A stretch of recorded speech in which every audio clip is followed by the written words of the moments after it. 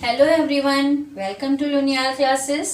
Students, हमारा political science का chapter 1 power sharing चल रहा है।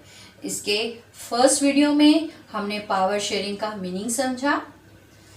इसके सेकंड वीडियो में हमने एथनिक कॉम्पोजिशन ऑफ बेल्जियम समझा।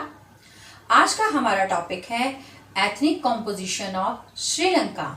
तो चलिए स्टार्ट करते हैं। आज का टॉपिक है case study of Sri Lanka. Sri Lanka एक आइलैंड नेशन है और यह इंडियन ओशन में लोकेटेड है, जो हमारे इंडिया के सदर्न कोस्ट तमिलनाडु से कुछ ही दूरी पर है। यहाँ की पॉपुलेशन 2 करोड़ है।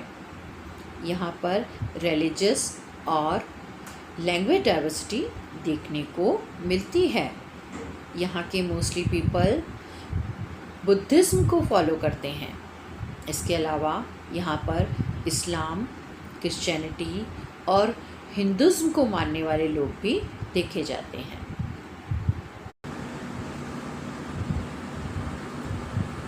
तो अब हम श्रीलंका का एथनिक कॉम्पोजिशन देखते हैं। आपके सामने श्रीलंका का मैप है। इसमें आपको येलो कलर दिखाई दे रहा होगा।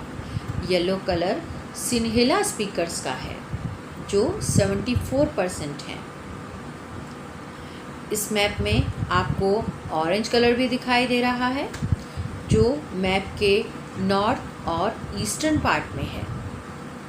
यह तमिल ग्रुप को शो करता है। तमिल्स के यहाँ पर 2 ग्रुप्स हैं, श्रीलंकन तमिल और इंडियन तमिल।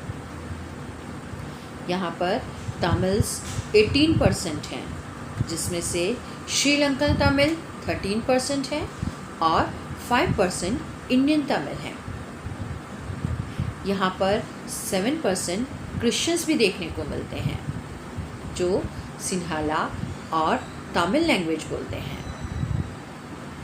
यहाँ पर 1% मुस्लिम हैं, जो सिन्हाला और तमिल दोनों लैंग्वेज बोल सकते हैं। इस तरह से श्रीलंका का एथनिक कॉम्पोजिशन में हम देखते हैं कि यहाँ पर 74% सिन्हाला स्पीकर्स हैं, 13% श्रीलंकन तमिल्स हैं, 5% इंडियन तमिल्स हैं, 7% क्रिश्चियंस हैं और 1% मुस्लिम्स हैं। यहाँ पर सिन्हेला स्पीकर्स की मेजॉरिटी है। इसमें इंडियन तमिल्स का जो ग्रुप है वो कॉलोनियल पीरियड में इंडिया से श्रीलंका एज ए वर्कर गया था। इनके नेटिव्स इंडिया के ही थे। अब श्रीलंका में सिन्हेला स्पीकर मेजॉरिटी में है और तमिल स्पीकर्स माइनॉरिटी में हैं। इसी वजह से यहाँ पर सिन्हेला सुपरमेसी को स्टैब्लिश करने के लिए यहाँ की गवर्नमेंट ने 1956 में एक एक्ट पास किया, जिसके अकॉर्डिंग सिन्हेला यहाँ की ऑफिशियल लैंग्वेज डिक्लेयर कर दी गई। सेकेंडली, यहाँ पर सिन्हेला स्पीकर्स को गवर्नमेंट जॉब और यूनिवर्सिटी एडमिशन में प्रेफरेंस दी जाने लगी।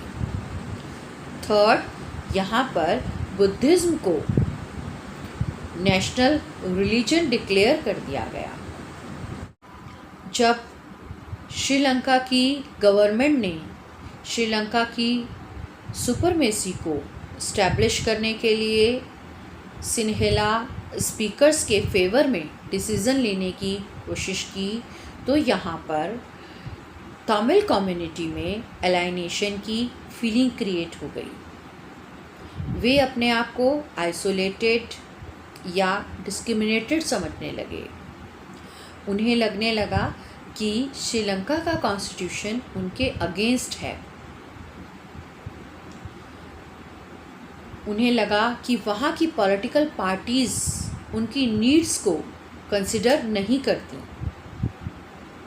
इस वजह से तमिल्स ने अपने पॉलिटिकल ग्रुप्स, ऑर्गेनाइजेशंस फॉर्म करना स्टार्ट कर दिया।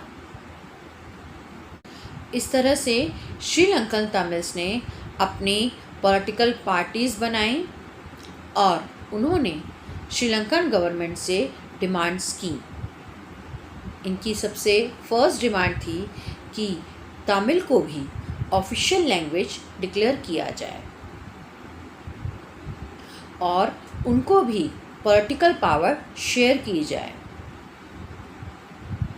गवर्नमेंट जॉब और यूनिवर्सिटीज़ में उनको इक्वल अपॉर्चुनिटी मिले। और उनकी लास्ट डिमांड थी कि श्रीलंका के नॉर्थ और ईस्टर्न पार्ट में जहाँ पर उनकी मेजॉरिटी है वहाँ पर एक इंडिपेंडेंट स्टेट तमिल इलाम बना दिया जाए और उसका कंट्रोल तमिल्स के हाथ में दे दिया जाए। लेकिन श्रीलंकन गवर्नमेंट ने उनकी किसी भी डिमांड को पूरा नहीं किया, जिस वजह से श्रीलंका में सिविल वॉर स्टार्ट हो गई और इसका इफ़ेक्ट वहाँ की सोसाइटी, कल्चर और इकोनॉमी पर पड़ा। तो इस तरह से स्टूडेंट हमने देखा कि अगर कोई कंट्री अपनी पॉलिटिकल पावर की प्रॉपर शेयरिंग नहीं करती है तो वहाँ के कंट्री में सिविल वॉर हो सकती है और जिसका एंड उस कंट्री का डिवीज़न होता है। आपको आज का टॉपिक समझ में आया होगा, तो बने रहिए मेरे साथ। Thank you so much.